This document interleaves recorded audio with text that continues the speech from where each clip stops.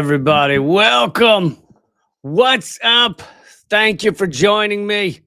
Thank you for being a part of this amazing live stream. It's already one of the best I've ever done. I gotta say that. I gotta say that up front. Let's just dive into some of the cool parts of the Emmy ceremony thingamajig. That I never watched the award show things because it turns out I don't care. Just found out I don't care. I don't care what other producers and actors said about who is more special. Don't care. Now, if there was a award show for best war resistors or something, if there was an award show for like throwing your body in front of children that are being shot by the IDF, I'd watch that award show. I'd be into that. But anyway, that doesn't mean there aren't occasionally some cool people at the Emmys, and Hannah Einbender did it again. In case you haven't seen the clip, here it is, her accepting her Emmy. I just want to say, finally, go Birds, fuck ICE, and free Palestine. Thank you. And then they have to try and walk in those dresses and heels and things, which is always fun to see them try and achieve that. But yeah, she said fuck ICE and free Palestine, and good for her. And then she was asked about it afterwards.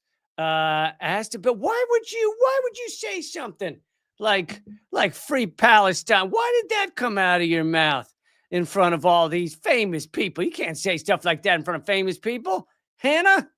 Anyway, here she is. Hannah, I wanted to ask you, when you were up on stage, you talked about Palestine, and I know you signed a pledge too. Can you talk about that, please? Yeah. So, well, I thought it was important to talk about Palestine because it's an issue that's very dear to my heart. I have friends in Gaza who are working as frontline workers, as doctors right now in the north of Gaza to provide care for pregnant women and for school children to create schools in the refugee camps. And it's an issue that's really close to my heart. For many reasons, I feel like it is my obligation as a Jewish person to distinguish Jews from the state of Israel because our religion and our culture is such an important and long-standing, basically like institution that is really separate to this sort of ethno-nationalist state. And in terms of the pledge, it's like many movements, boycotting is an effective tool to create pressure on the powers that be to meet the moment, you know? So the Film Workers for Palestine boycott does not boycott individuals. It only boycotts institutions that are directly complicit in the genocide. So yeah, it's important to me, and I think it's an important measure, and so I was happy to be a part of it. All good points. And one of the most important points is to separate Jews in general from the absolutely bloodthirsty, maniacal, horrific shit show that is Israel. And if you are one of the Jewish people out there that is choosing not to make that separation, then you're actually creating anti-Semitism. Because if you want to tell the world to connect all Jews with genocide, that's how you create anti-Semitism. That's how you create a true horror show. And instead, you maybe say those are two different things, and say there's many Jewish people around the world who are opposed to genocide, actually opposed to genocide, not just opposed to genocide when it happens to impact the Jewish people. And yeah, all great points, and good for her for doing that.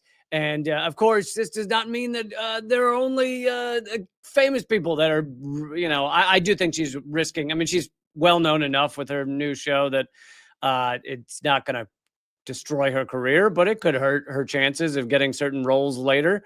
And but of course, that goes for people across this world. It's not just celebrities that risk things by speaking out against genocide. You work at a fucking 7-Eleven and you're speaking out against genocide against Israel, you could risk your job there too. So, and I'm sure there's people like that.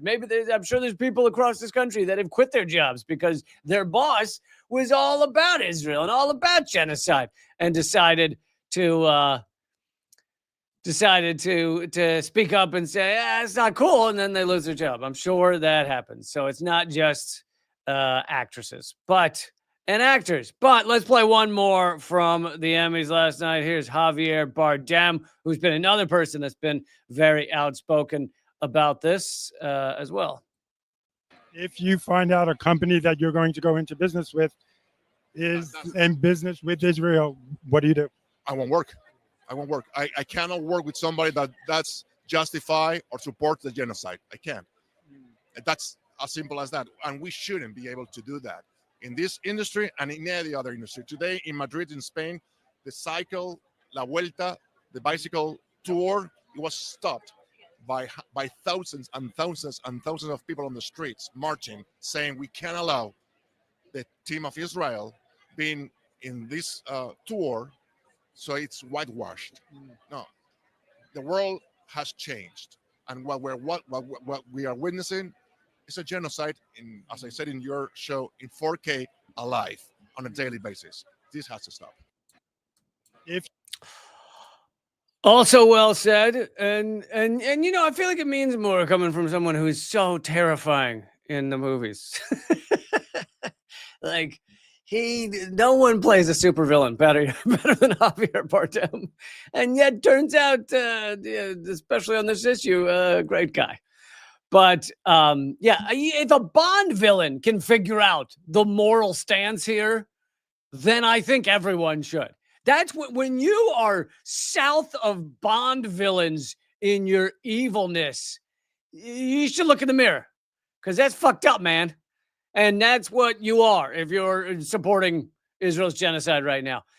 By the way, I have a bunch of stuff on Israel coming up, and then we're going to get to some other things, such as Fox News saying we should murder homeless people because it's just the easiest way to deal with them. Gonna bring you that, which awesome idea, great idea, no notes. And the fact that Americans, new information, new study, new datas. I'm actually doing the plural thing. New datas that Americans, even when they have jobs, it's jobs we hate, which sounds like a wonderful. This is an American dream, to be in a job, a mediocre job you hate. American dream. But let's stick with Israel for a few more minutes. Please click thumbs up, click share. Oh, and if you didn't hear about it in the last live stream, I'm going to tell you in a few minutes about an event in New York City in not long, a couple of weeks, that features me, Chris Hedges, Cornel West, Laura Flanders, and Richard Wolff all at one event.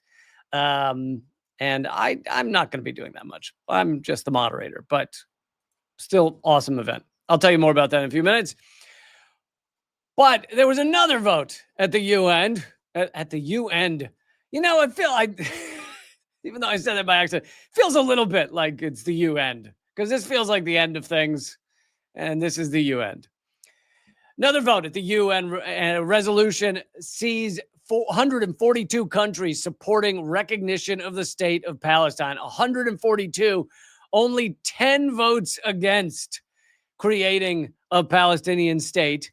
And, you know, we have to put some caveats on this, such as the fact that even if there were all of the General Assembly voting to create Palestine as a state, it wouldn't necessarily mean much. And then there's this next step, which even if Palestine were to become a state, it still doesn't mean that Israel would necessarily stop their genocide. It does mean that Palestine would have certain rights that they don't have, that you need to be a nation state to have, which is garbage, but it's how we've set up the world. But as Israel has proven, all these things, all these rules, all these laws that are under the UN, under the various international law, apparently if you've got nuclear weapons and you got the backing of the United States, you don't have to pay attention to any of them. So you just do whatever the fuck you want. You just murder children, you just bomb places into oblivion. You can publicly announce that you want to create ethnic cleansing while you're doing it, and apparently there's no ramifications. So that's pretty awesome. All international law has been torn up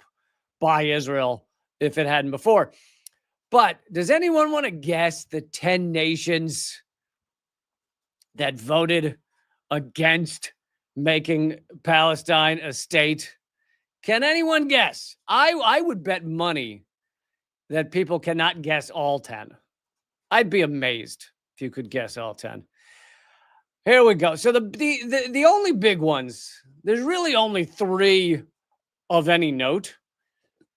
And that's the US, shocker, Israel, double shocker, and Argentina. I'd say those are the countries of note that voted against. And of course, Argentina is an absolute lunatic running that country right now, a U.S. puppet and lunatic.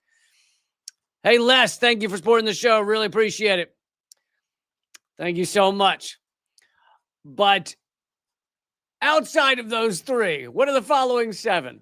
And again, if anyone guesses this, I will send you 3 new cars. Yes, if you get this. No, I seriously will send you a copy of my book if you guessed if you guessed the next 7 without looking, without peeking, without asking ChatGPT to give you the goddamn answer. The rest are Micronesia. Man, Micronesia hates Palestine. Palau, Papua New Guinea, Paraguay, Tonga. Tonga has just always loved Israel. I don't know what it is. I think they love potato latkes. They love challah. Tonga's just really into that shit. And then finally, I know all of you guessed this one. Nauru. Is that how you pronounce it? Nauru? Those are the countries that voted against creating Palestine as a state. And of course, those countries are all, they're basically, the United States has them over a barrel. The United States has told them, you vote with us or we're cutting your funding. And it may not seem like a lot of funding. I don't know how much the United States gives to some of these places. It might only be $1 billion a year or something, or a few $100 million. But these places are so small that that's like half their GDP or whatever. So they've made a decision that they're not going to go against the United States on fucking anything, or especially on Israel. Anyway, if anyone guessed it, email me. But again, you can't have looked it up or read the article, okay? Because that's massive cheating. But yeah, 142 nations. And if you ignore the abstentions, there were only 152 voting. So 142 nations out of 152 voting. And another fun fact, in case you didn't realize this, out of the number, when you compare that to the number of countries, nations that created Israel, that voted in the UN, that Israel would be a thing, and that the Israelis at that time, or the people that claimed to be Israelis, could just show up and start murdering people and clearing out towns and villages and create the Nakba and all that horrific shit. The number of countries that did that was 33, I believe, might be 32. There were only 52 in the UN at the time. And of those 33 or whatever that voted for Israel, that voted to create Israel, to make it out of nothing in 1947, several of them were pressured by the United States. And the United States basically said, vote for this or we're going to royally fuck you. And like I said, there were only 52 in the UN at all, because a lot of nations around the world were still owned by their colonial rulers at that time. All right. Moving on, but still on the topic of Israel. Hey, everybody, please click thumbs up, click subscribe. Make sure when you click subscribe, you click the caret and go down to all alerts. And we're closing in on 100,000 subscribers that will not be told about my videos when they come out. Very exciting.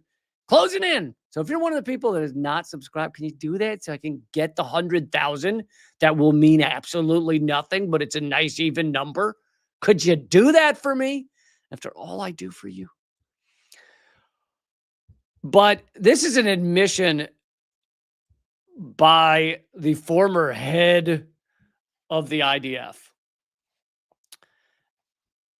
He was the head of the IDF for the first, I think, 17 months of this genocide. And by the way, he's not stopped endorsing it. Still full genocide. Still loves it. Still big I heart genocide poster on his wall.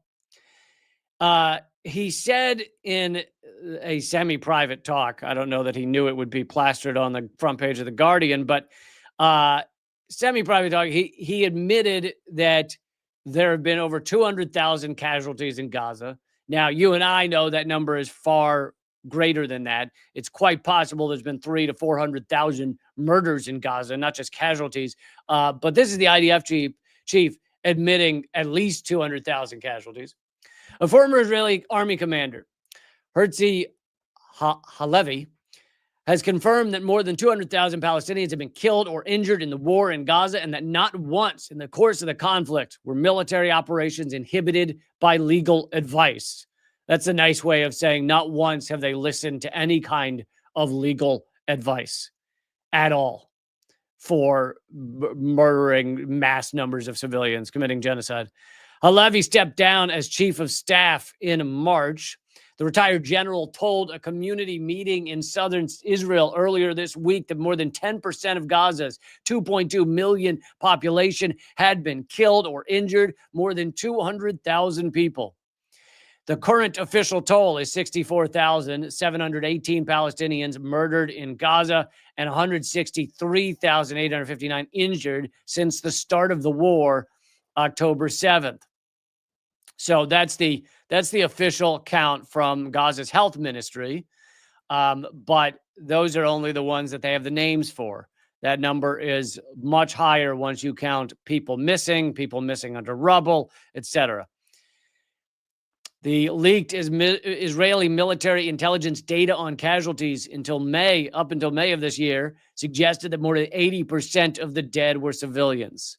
So even Israel is admitting in those leaked data, so at least admitting internally that it's that 80% of the dead are civilians, which is different than the propaganda, right? If you listen to some of these propagandists, even American or British propagandists, people like Ben Shapiro or Douglas Murray, Sam Harris, these absolute garbage pieces of shit human beings. If you listen to a lot of their propaganda, they will say things like, 40% or 60% of all those killed are Hamas.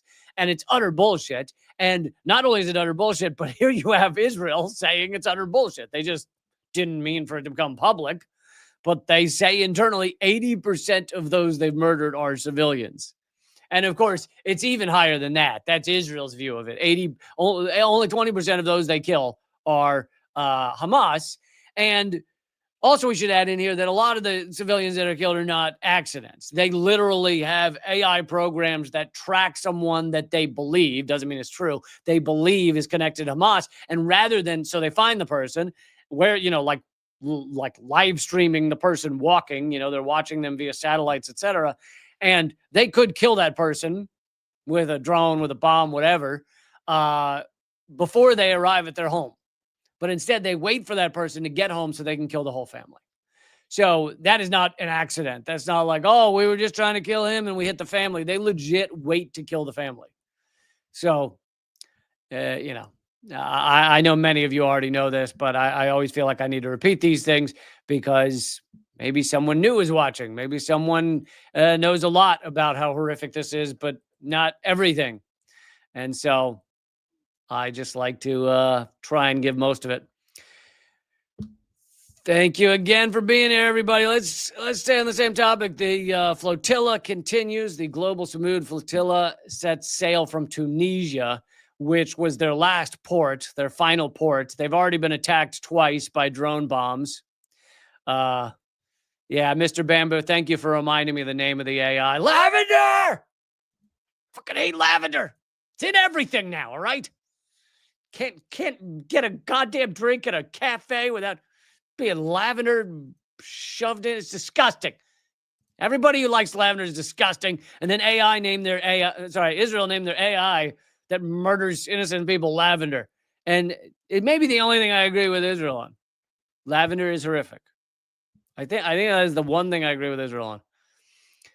Global Samud Flotilla as is approaching Gazan waters or the international waters off of Gaza. Again, these are not owned by Israel, even though Israel claims to have, control of all the waters off Gaza. It's some of them are Gazan waters and some of them are international waters. And yet Israel we'll see what they do to these people. They might murder them. They've murdered people on flotillas headed to Gaza before. They might bomb them. They've already bombed this flotilla twice. This is supposed to be 50 plus ships. So a lot different than the prior flotillas that were one ship each time. And the 2 drone strikes that hit ships in hit 2 of those ships. They did not kill, those drone strikes did not kill anybody. Here's another interesting story about Israel, and this is coming from Declassified Australia. So obviously their interest is more in Australia's connection to this genocide. Australia is not as close an ally to Israel as the United States is. The United States funds and supports Israel and arms Israel, but Australia is a close U.S. ally and is therefore not saying anything about this genocide, not doing anything about it. But internal documents have been leaked, or not leaked. It was a Freedom of Information Act in Australia, and it has shown the running commentary of just how aware about everything that Australia is. They say documents obtained exclusively under Freedom of Information laws reveal that a confidential running commentary was indeed being provided to the Prime Minister internally from within the Department of Foreign Affairs. Before and after Trump's inauguration, cables were being sent between Washington and Canberra I don't know why I made it Scottish, in relation to the Trump administration's position on Gaza, and the routine information only reads exactly like a running commentary about the intended fate of Gaza. And basically, the reason this is a story is they're just letting everyone know that Australia knows everything that's happening, prior to it happening. They know about the ethnic cleansing. They know about the murdering hundreds of thousands. And so this is saying, hey, the Australian Prime Minister, the Australian government is doing fucking nothing. And they know everything. Of course, the U.S. does, because the U.S. approves all of it. Thank you, Birch Russ. Thank you for supporting the show. Really appreciate it. You say we can help break the algorithm holding Lee back by making him and YouTube smile, all with just a couple of clicks. Donate. Thank you for supporting the show and telling others to support the show. Really appreciate that so much. The running commentary about the intended fate of Gaza included the incoming U.S. National Security NSA chief, Mike Waltz, talking about Israeli achievements, quote unquote, in Gaza, Lebanon, and Iran. Yeah, they just achieved a lot of great stuff, just like Hitler did, right? President Trump talking about cleaning out Gaza and urging Jordan and Egypt to take on 1.5 million refugees. Trump inviting the Prime Minister Netanyahu to the White House, the first foreign leader to visit since the inauguration, and likely the only one that is the subject of international arrest warrant. The president refusing to rule out deploying U.S. troops to remove Palestinians. Trump publicly stating we're going to take over that piece of Gaza. We're going to develop it, create thousands of jobs. Yeah, just tons of jobs. There's so much jobs. There's so many jobs in cleaning up from genocide. That's why I'm a big genocide fan. Just loads of jobs in cleaning up from genocide. He then said, I think you'll make that into an international, unbelievable place, the Riviera of the Middle East. Trump doubling down on his proposal for the United States to take over the Gaza Strip, claiming Israel would hand the Strip over to the U.S., saying that Gaza would be given to us, the United States, by Israel. Trump further elaborating his Gaza plan to clarify the Palestinians would not be able to return to Gaza. Anyway, you get the point. These are basically internal documents where Australia knows everything that's going on, and a lot of it they know before it's even happening. And yet Australia, for the most part, doing The technical term, if you really want to get into like geopolitics, the technical term for what Australia is doing is fuck all. Yeah, a lot of political scientists have. They'll give you a lot of details about fuck all if you read the right books. But okay, I'm going to move on past Israel's genocide and over to Fox News. Always just doing the Lord's work over there, Fox News. Thank you, Fox News. It's just a 30-second clip. Just in 30 seconds, you can see what's been going on over at Fox News. For those of you who listen to the podcast, there's three folks on Fox News, but I think the last one you'll hear speak is Brian Kilmeade, which is one of the most well-known faces at Fox News. Here they are talking about homelessness and all the money that's spent on homelessness. Billions of dollars to mental health and the homeless population. A lot of them don't want to take the programs. A lot of them don't want to get the help that is necessary. You can't give them a choice. Either you take the resources that we're going to give you, or you decide that you're going to be locked up in jail. That's the way it has to be now. Or involuntary lethal injection or something. Just kill them. Yeah, Brian, why did it have to get to this point? Right. I would say this: we're not voting for the right people. In North Carolina, wake up. Just kill him. Just kill him, folks. That's what he tells you. And you notice there's absolutely zero reaction from, like, this is just normal conversation. This is not, he didn't say it with a smirk on his face. This is not shocking to the other. This is not a big deal to the other two hosts. I mean, that's what, when you're sitting next to, that's what goes on at Fox News. You sit next to sociopaths, you expect to hear sociopath things. I will say this, there's a lot of debate about where to put homeless people, where the homeless population should go in this country. But I feel like we've all come to a consensus, which is a pretty exciting thing, about where those three sociopaths should be. They should be right there. They should be right there inside that glass booth at Fox News. Just lock them down. We keep them inside of there, and then they're not out on the streets harassing people, right? Causing problems. They're not at large. We keep them on the set of Fox News, and then we can monitor them all day. There's cameras around them. We can monitor where they are, what they're doing. I think it's a genius plan for what you do with sociopaths. You put them on camera all day inside a glass tube. People don't realize that Fox News is doing a service for all Americans. That at least, look, we haven't caught all the sociopaths, but we got a significant number of them trapped inside Fox News studios, and we can monitor them. And it's just Fox News doing us a service. Thank you, Murdoch. Thank you, Murdoch, for finding somewhere to put those people, so we can all make sure they're not out on the streets just doing God knows what. Rupert Murdoch, great man, that Rupert Murdoch. Also, Brian Kilmeade's recommendation. Hold on, I'll play it again, then I'll come back with that part. You can't give them a choice. Either you take the resources that we're going to give you, or you decide that you're going to be locked up in jail. That's the way it has to be now. Or involuntary lethal injection or something. Just kill them. Yeah, Brian, why did it have to get to this point? Right. I would say this: we're not voting. Involuntary lethal injection or something, said with all seriousness. Again, for those of you listening to the podcast, not even a smirk. Not a smirk, not a smile, not a gesture, not a nod, not a wink. Nothing. Not a nudge.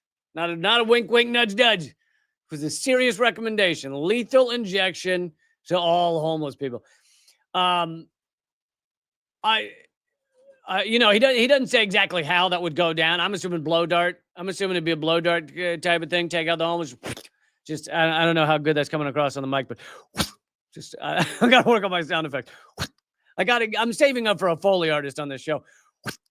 But yeah, you just blow dart them, I think, would be the way to do it. And yeah, it's a beautiful idea. Beautiful idea. I would say this, I don't think you stop there.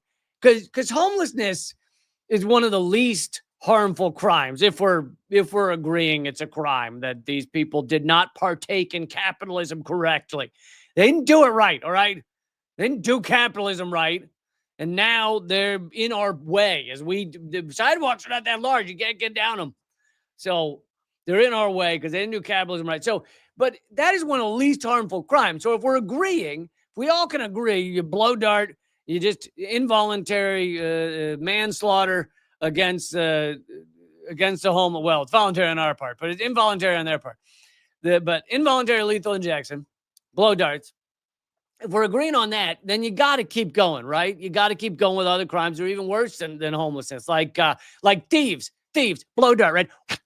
Doesn't matter what their situation was, how they ended up there, what they're stealing, doesn't matter. Just blow dart. You got drug dealers. Again, doesn't matter. No trial, no nothing. You just, I'm pretty sure that baggie, he has a small baggie. It could be that he collects beads and he's going home to make a necklace, but I think it's more likely drug dealer. Just blow dart them. And you keep moving up the ladder on the crimes, right? And wage theft, right? You got to go after wage theft. That's actually more. There's more theft and wage theft in America than there is with street crime. So you got to go after wage theft, which means the CEOs of like McDonald's, they were caught for big wage theft, Walmart, all these places. You just blow dart them, just take them out, right? Right, Brian? Brian, you're with me on this, right? So you're just going down the list and you're just clearing up parking spots, you're clearing up the malls, stores, there's fewer people around. It's a great idea. I'm actually on Brian's team for this. But you got to keep going, right? Can't stop there. Big pharma, right? Big pharma ads where they're just selling awful shit to people that fuck up their lives. Take them out. How about propagandists? Propagandists that support war, that create the giant war machine. How about propagandists for environmental destruction? So that includes what? Everybody at Fox News, CNN, MSNBC, all of them, CBS. So yeah, take them all, blow dart, just done. Unfortunately, that includes you, Brian. So you're out, you're gone. You just got to blow dart them. But I still appreciate the idea. I'm sad to see you go, but I still appreciate the idea that you came up with. I really like it. And we also have to remember that somewhere between 5 and 10% of all the homeless in America are veterans, military veterans. So let it be known, Brian Kilmeade wants to just murder military veterans, thousands, because 5 to 10% of the homeless population equates to thousands. He wants to kill thousands of military veterans. I think everybody should know that. The stats show that around 2/3 of all chronically homeless people in America are mentally ill, suffer from some kind of mental illness, one or the other. Obviously, there's different levels of how extreme it can be, but so that's about 2/3 of them. So Brian Kilmeade wants to kill hundreds of thousands of mentally ill people. That part I think he'd probably high five you on. And then there's also the fact that there's 17 million vacant homes, vacant living spaces across the United States. Maybe something could be done with those. But no, I think rather than do anything with those 17 million empty living spaces, I think just kill them, right? Just take them out. Just blow dart them. Absolutely. Again, it's beautiful. It's a beautiful idea. Then there's the fact that there's actually answers to homelessness, that you can actually look at places, cities around the world, areas around the world that have used these solutions to give everyone a home, to make sure everyone has housing. And actually the answers are there, but we don't use any of them because we don't want to do that. We don't want to help people. We don't want to make sure there's no people living miserable lives in America. It's actually the reverse. It's like, how many lives can we just completely fuck up in the United States and destroy? That's really more of what our system is based on. I mean, they not only have they solved homelessness in certain area, we covered the other day that they solved it for the most part. We're talking 99% or whatever in Vienna. But it was solved in Utah for a time. What did they do? They gave every chronically homeless person an apartment and a caseworker. And they got rid of 95% of all homelessness. And then they got rid of that program because they don't want homeless people housed, because then that makes rich people not feel as good. I think the really rich, like Brian Kilmeade, like to drive down the street and feel good about the fact that they have millions of dollars and the guy sitting there has 10 cents. I think it kind of feels good, even though he's pretending he wants to get rid of them. I think they kind of like having them. Because there's answers to get rid of homelessness. You actually save money. The state saved money. The city saved money. But anyway. All right. Thank you, Fox News, for endless information and just solutions to how to fix our society. Fox News doing just wonderful shit to our country for a generation now. Speaking of jobs and money and homelessness, new data shows that more Americans are stuck with jobs they can get, not the ones they want. Meaning more Americans than in a long time just have jobs that allow them to pay bills rather than jobs they actually want. And this is from that article, Wall Street Journal, the faltering U.S. labor market, which is more and more unemployment every day. And Trump has just fired everybody who analyzes the data so that you won't have to see the numbers, because that fixes it. You fire the data guy. There you go. We did it. No more unemployment. We blow darted the data guy, took him out. All good. The faltering U.S. labor market is pushing more Americans into part-time work and other roles they don't want, and that don't always pay the bills. The official unemployment rate in the U.S. remains low at 4.3%, but that number is bullshit. But under the surface, there are deepening signs of struggle for people looking for stable, full-time work in a time when hiring has slowed significantly. A separate measure of unemployment, which includes people working part-time who would prefer a full-time job, and people who are so discouraged that they stopped looking for work, is much higher. That rate hit 8%, 8.1% in August. It's the highest in nearly 4 years, meaning since the pandemic, I think. And so that's 8%. And so that's closer to the real unemployment number, is once you include those who are part-time work but can't find full-time work, and you include those who have given up looking for a job because they can't fucking find one. That is closer to the real number. But again, that number is still inaccurate, because that number, 8.1%, does not include everybody in a job that is not the job they want. And they have other jobs they want, but they can't fucking get them. So instead, they're working whatever pays the bills, because that's a miserable life, right? But that's what America is. We're all about miserable lives here in the United States. And yeah, it's just increasingly showing that the things that were holding this system together are slowly shredding. They're slowly getting more and more tattered. And then you have the people in the positions of power shredding whatever remained of the social safety net. You know, let's get rid of Social Security for as many as possible. Let's make healthcare more expensive and more difficult to get than ever. Let's fuck up the post office. Just anywhere that there was something that was still functioning, let's make sure we gut the remainder of public schools so that people have to pay some crazy amount of money for schooling. At each stage, it's how can we just shred it a little more? And it's coming. The decisions are coming from the richest people in the world. True and utter sociopaths. Full-on sociopaths are making these decisions. And we have a system that props them up, right? That puts them at the top. Because if you're not a sociopath, then you don't go into those, you're not driven the way. I mean, Trump sleeps like 4 hours a day because he's just thinking every second of every day, how do I make myself richer? And how do I fuck up the lives of everybody who's not in the upper class?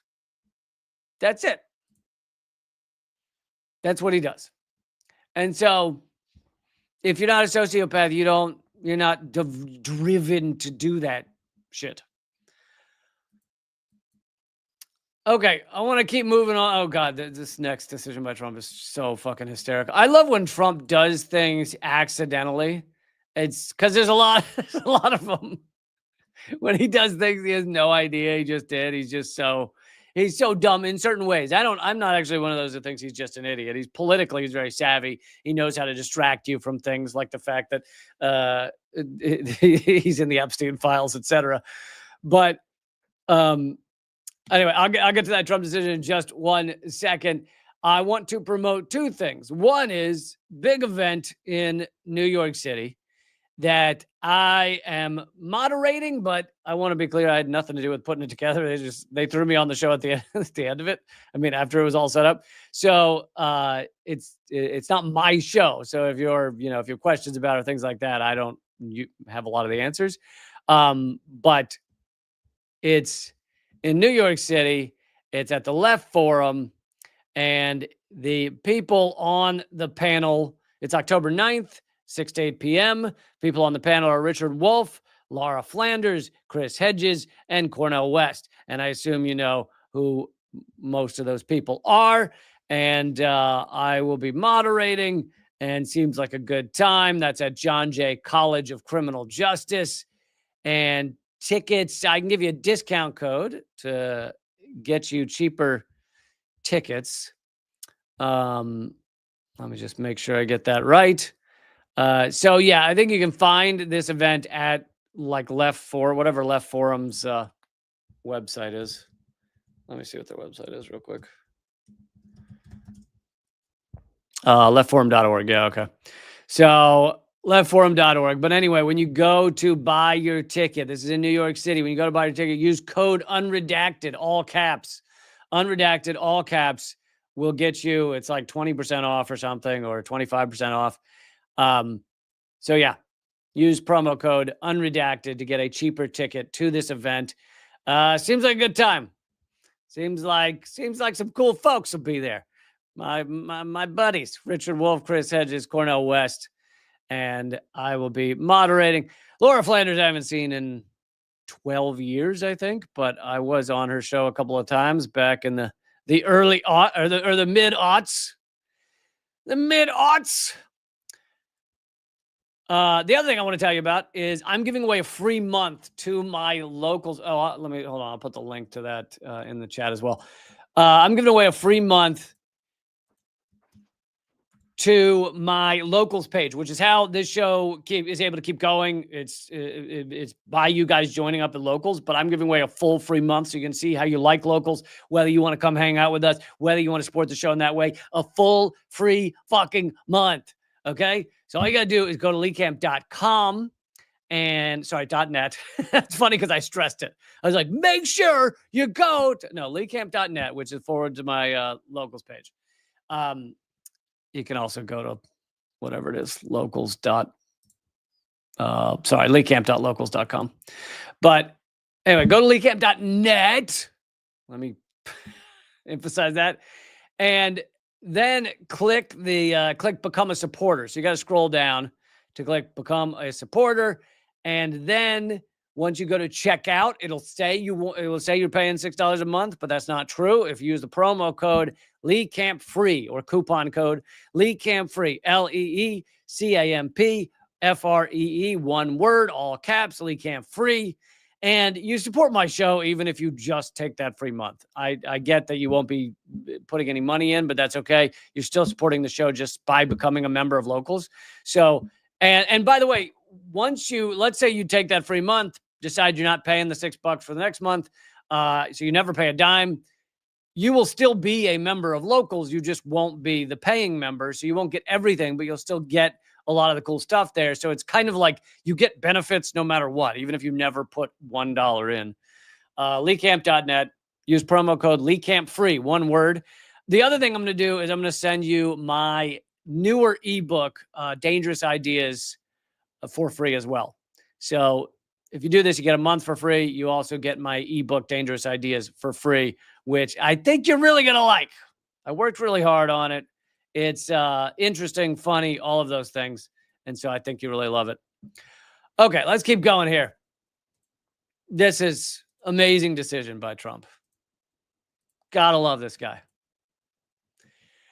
Trump's energy department disbands the group that sowed doubt about climate change. And of course, you read that headline and you go, why the fuck would Trump want to, doesn't he hate climate change? Doesn't he hate climate science? Doesn't he want to tell everybody it's not real or it doesn't matter? Like, why would he get rid of the group that, well, this is how completely fracked our country is, our government is, and our energy department is. This energy department group, which was called the Climate Working Group, was created because our energy department, even prior to Trump, under Biden, under Obama, was already captured by big oil. It was already largely captured by big oil, big coal. So when they created the Climate Working Group under, under Obama, under Biden, I don't know exactly the year it was created, but it was designed to make people think they were doing something about the climate while actually sowing doubt about the climate. It was already fucking awful. The Climate Working Group was designed for fossil fuels, to benefit fossil fuels. And here's from NPR. Energy Secretary Chris Wright has disbanded the Department of Energy's controversial Climate Working Group, which wrote a report that prompted dozens of independent scientists to issue a joint rebuttal saying the report was full of errors and misrepresented climate science. So they've already been publishing reports that misrepresent climate science. And then Trump is he and his goon, Chris Wright, are disbanding the group simply because it acknowledges that there should be a climate working group, I guess, is why they're disbanding it. But this also shows how captured the system already was. The Climate Working Group was already garbage before Trump even got in there. It was already pro fossil fuel, pro oil, pro coal, pro natural gas. It's natural, folks. We're murdering ourselves with nature. It's natural gas. Yeah, you know what else is natural? Arsenic. Yeah, everything's fucking natural. It's just... it's how much of it did you take and what'd you use it for and where did it go? It's the whole world is natural. It's just what'd you do with it? Anyway, the decision to disband the CWG came as a hearing was held this week in a lawsuit that the Environmental Defense Fund and the Union of Concerned Scientists have filed against the Trump administration. As NPR reported previously, the suit alleges that the Energy Secretary quietly arranged for 5 handpicked skeptics of the effects of climate change to compile the government's climate report and violated the law by creating the report in secret with authors of only one point of view. So, if at first you don't succeed, just disband it. I think that's the best goal. And how bad is climate crisis getting? Well, here's how bad it's getting. The collapse of the critical Atlantic current is no longer a low likelihood, studies show. Many of you may know that there is a current that goes through the entire Atlantic that takes cold water from, up north and brings it south, and that water then warms and it creates a whole cycle that both impacts the temperature of the water, which impacts the temperature of the land near the water, but then it also impacts all the temperatures above the water, right? Because air, I don't know if you know this, air is above the water, and air is warmed or cooled depending on what the water is. And so all of these things interact. I know, it's so crazy. What? How could they interact? That's impossible. But all these things interact, and the Atlantic current is really important to keeping our, somewhat semblance of seasons and things like that, and not having climate crisis spin out of control, which it increasingly is doing. But the collapse of the critical Atlantic current can no longer be considered a low likelihood event, a study has concluded, making deep cuts to fossil fuel emissions even more urgent.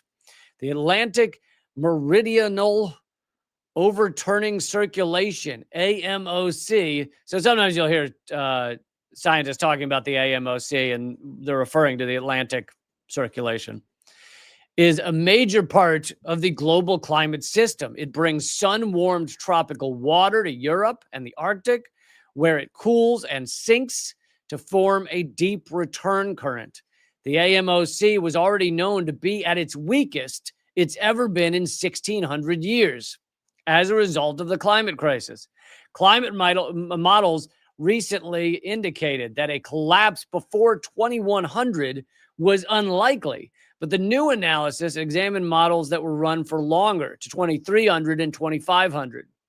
These show the tipping point that makes an AMOC shutdown inevitable is likely to be passed within a few decades. So in a few decades, there'll be no choice left. We'll just be headed towards the current, the collapse of the Atlantic current. No matter what we do, if we were to stop fossil fuels that day, it'll be too late. It'll be baked into the system. While an intermediate level of emissions resulted in a collapse in 37% of the models that were run. Even in the case of low future emissions, meaning we behave differently than we've been behaving, which is to heavily cut emissions. Even in the case of low future emissions, an AMOC shutdown, AMOC shutdown, happened in 25% of the models. Scientists have warned previously that the AMOC collapse must be avoided at all costs. And this is what they mean by a runaway, system, a runaway feedback loop. If this current were to collapse, then the amount that the Earth warms would heavily increase quickly because you wouldn't have this cycle of removing warm air and mixing it with cold air, etc. So it would speed up the feedback loop that is heating the globe.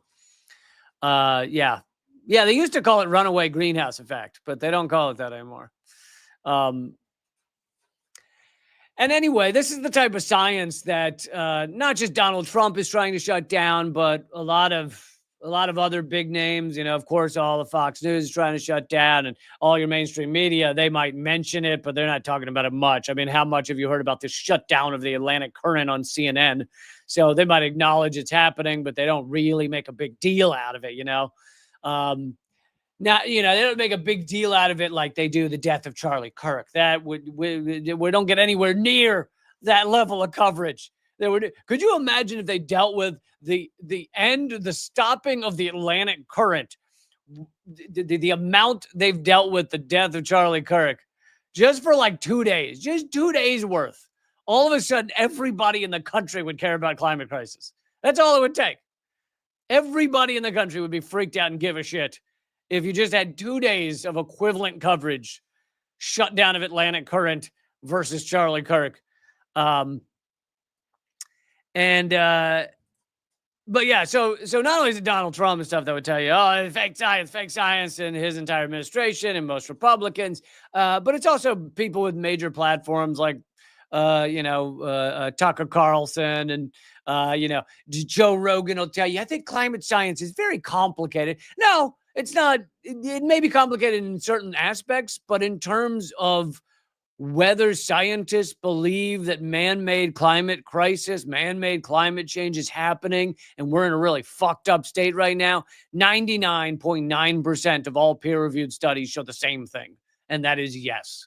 Yes, scientists know this is happening, and those who study it and those who actually get peer-reviewed studied placed into journals, 99.9% all agree on this matter. So yeah, it's not complicated. It's really not complicated. I mean, there's almost nothing else that 99.9% of scientists agree on. There's very little. And also people love to say, well, it's not, they're still studying it. It is now, maybe in the 1960s that was true. It is now one of the most studied things on the planet is climate crisis. It is one of the most studied fucking things ever because it impacts every nation and everybody cares. I mean, everybody with half a brain cares. Even if they want to deny it, they still care. So this whole idea, it's not very well studied. Yeah, it's really fucking studied. It's been studied. It's been studied so much. And you'll notice that a lot of the people, I don't mean in the government, but I mean a lot of the people that are kind of like talking heads on the YouTubes and stuff that act like, oh, well, scientists don't know about climate change. And most of them are funded by Peter Thiel. They're either funded by their friends with Peter Thiel. Like Joe Rogan is friends with Peter Thiel. He did a fawning interview with Peter Thiel. Joe Rogan said he's been to lunch with Peter Thiel multiple times. Eric Weinstein, who people know from Joe Rogan, funded by Peter Thiel. Russell Brand, I don't know how much direct connection he has to Peter Thiel, but he is one of the biggest names on Rumble, and Rumble is funded by Peter Thiel. Back when I had 2 years ago, I stopped working with Rumble, but back when I had a small deal with Rumble, no one ever talked to me. Like, I never spoke to anyone. I didn't get any phone calls from Peter Thiel. I didn't get phone calls from anybody. Honestly, I think the reason they gave me even a tiny deal was because they just wanted to pretend that they had some like left-wing leftist commentators, even though the big names, the Russell Brands and the Steven Crowders and the Tucker Carlsons or whatever, whoever else was on there, they're the real reason for Rumble. I was like window dressing off, and then they'd never mention. Anyway, really, really scary shit that I think people should care about. I don't know why I keep feeling like people should care about this stuff, but all right, let's do one more before I go and do extra content over on locals.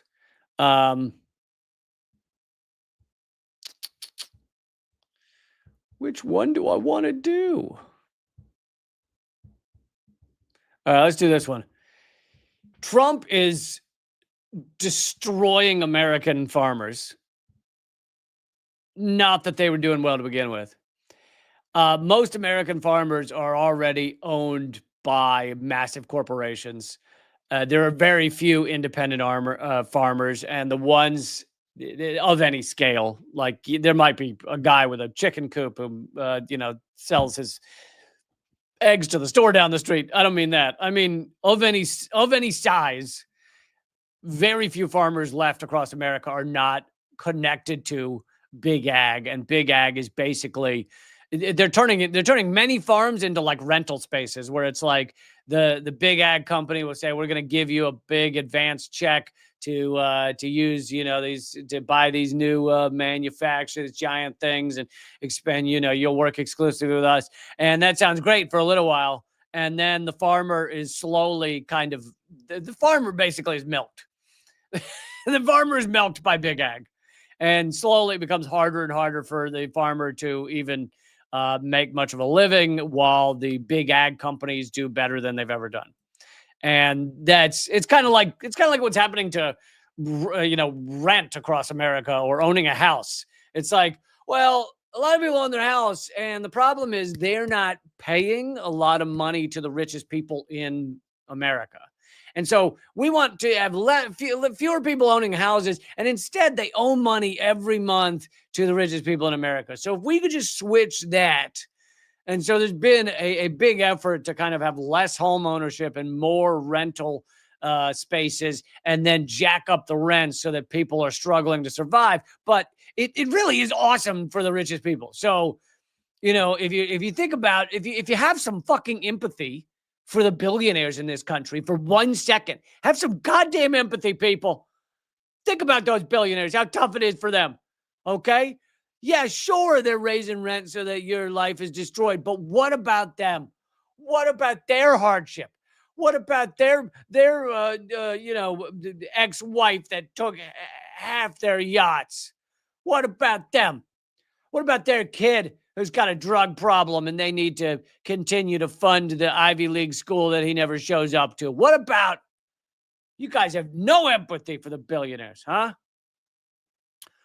But anyway, outside of the big ag explanation that I was just talking about, this actually is a separate way that Trump is killing farmers, and that's by his war with China, his trade war with China. New York Times is talking about how, and of course they put the onus on China. China's snub of U.S. soybeans is a crisis for American farmers. Well, it's actually China's response, right, to being fucked in this tariff war. So it's actually the U.S. that's doing this. The U.S. is to blame for this. For the first time in the history of their 76-year operation, they're talking about this farm in soybean farm in North Dakota.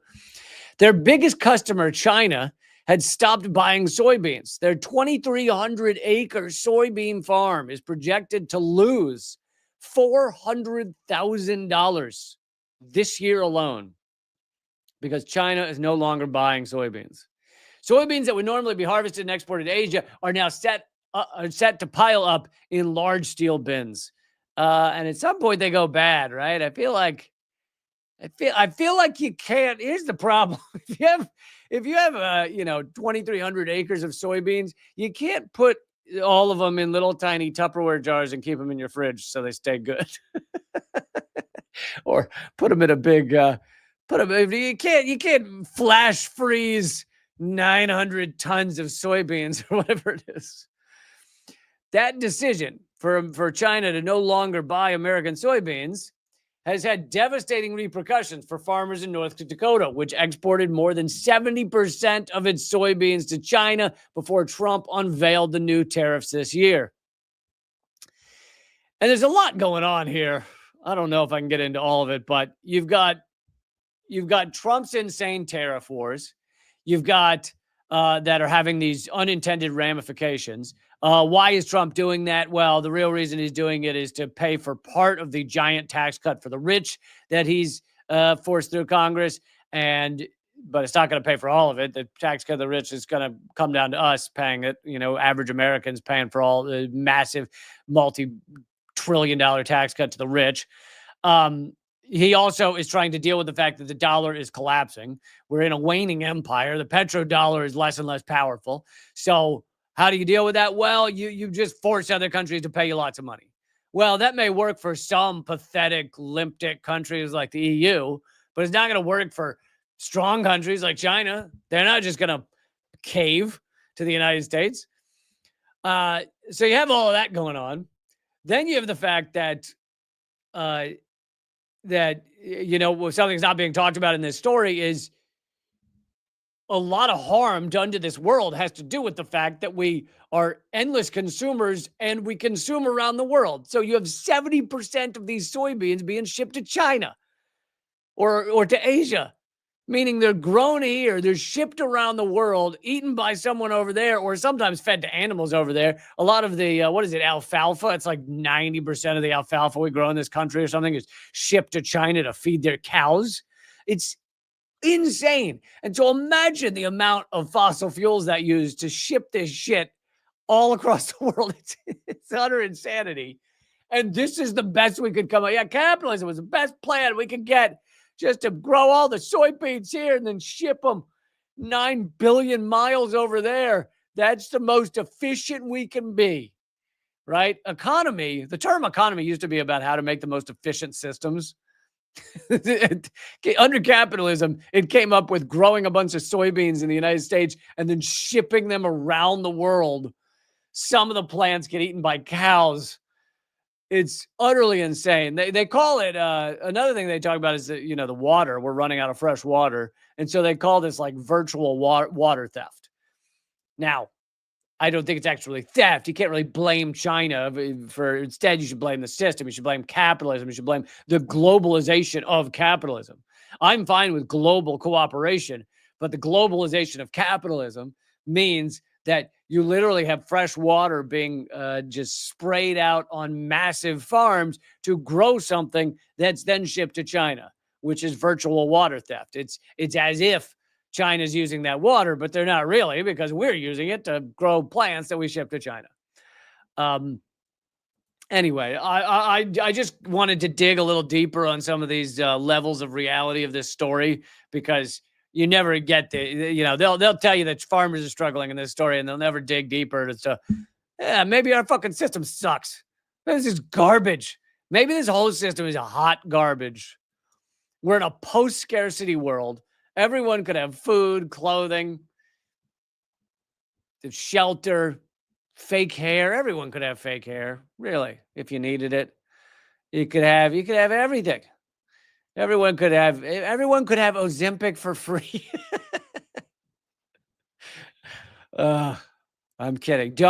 Friends don't let friends use Ozempic. No, I don't give a shit. And you use whatever. You pump yourself full of whatever you want. All right. It's a transhumanist future. Pump yourself full of whatever you want to. All right, I'm going to go do an extra segment for everyone at Locals, which you can go watch for free. Like, why would you not? It's fucking free. You got to type in your name. Come on. Seriously. All you got to do to go watch it for free is go to leecamp.net, not .com, and scroll down and become a supporter. Click that. Then when you're going to check out for $6 a month, type in promo code or coupon code LeeCampFree, one word, all caps. LeeCampFree, one word, all caps. And that will get you that month for free. Even though it says $6, it'll get you that month for free. I will also email you a free copy of my newer ebook, Dangerous Ideas. It's funny. It's informative. You're going to love the ebook. Trust me.